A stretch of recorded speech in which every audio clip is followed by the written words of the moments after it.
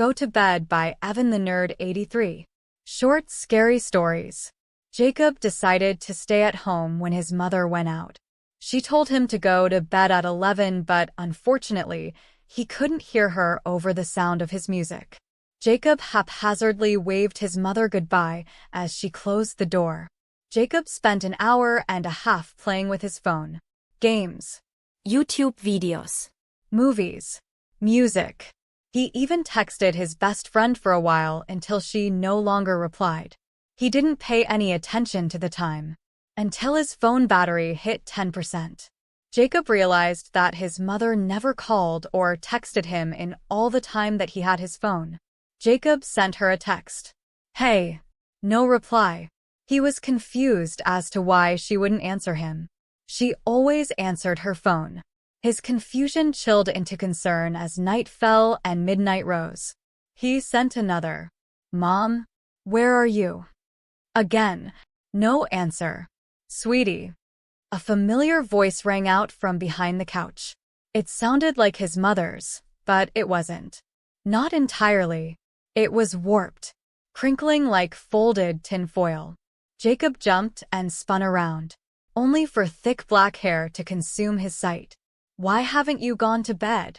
5. The Paper Airplane by Basement Writer. Short horror stories. My bedroom was upstairs. I had a good view from my window to see the new neighbors move in next door early in the morning. There was a man and woman carrying boxes into the house. They must have been a couple. My eyes traveled to the neighbor's vacant, upstairs bedroom window, which was directly across from mine. It was open, and inside was a girl who looked about my age. She saw me and motioned for me to open my window, so I did.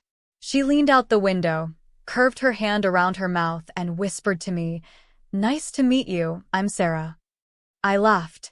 "Nice to meet you, Sarah, I'm Sam." She smiled.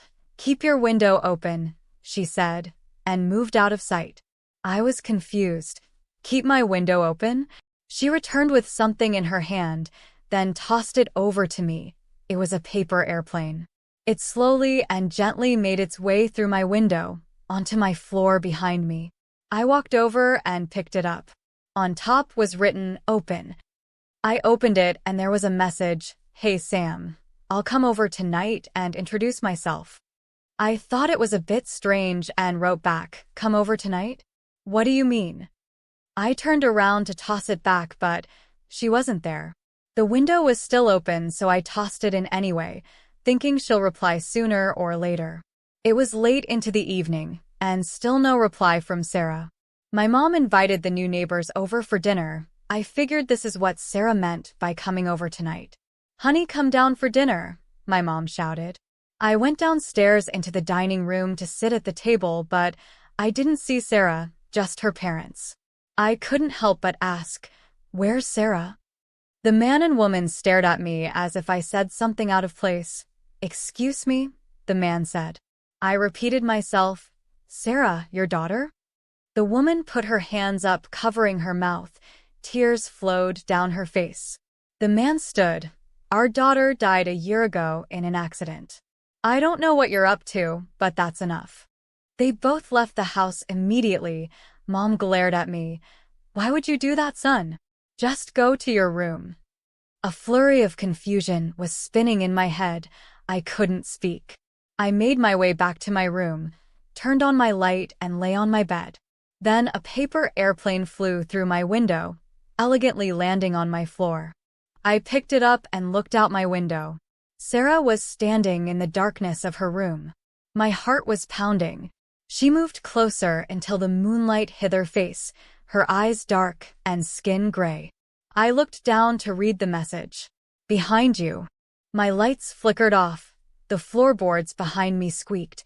A dark whisper into my ear, "Sam." The Light by Theshadosufir. Short horror stories.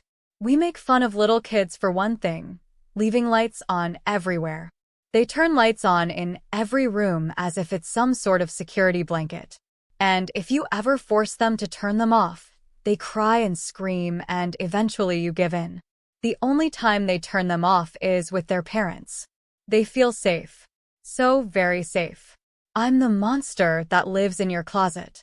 I'm friends with the one under your bed and the one in the shadows. When you see us, you flee to your mommy and daddy. But we're not here to hurt you. We're here to protect you. If you think we're scary, just wait till you see their true form. They masquerade as one of you and you can never tell. You humans must be blind. Your true monsters sleep just down the hall. They pretend to love you, but it won't last. They try to convince us to let them in, but don't worry, we really love you and we will protect you. So when you see a shadow flit or a figure in the closet, remember, we scary monsters protect you from the human ones. So you're safe with us. For now. 2. Closet Light by unthemed. Short scary stories in English. When I was a little girl, I used to read at night. I always kept my closet light on. It flowed from underneath the door and dissolved the illusion of darkness with white brilliance. Warm. Inviting. I felt so comfortable that I would forget to turn it off afterwards. But one night, it turned itself off. 3. Wedding Day by the Twisting Straw. Short horror stories in English. I first met my wife in high school. Her beautiful, sparkling eyes drew me in. They were a reflection of heaven, and her voice a chorus of angels.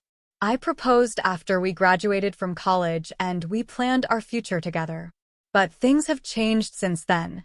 She's been acting strange lately. In bed, she'd toss and turn all night, muttering under her breath.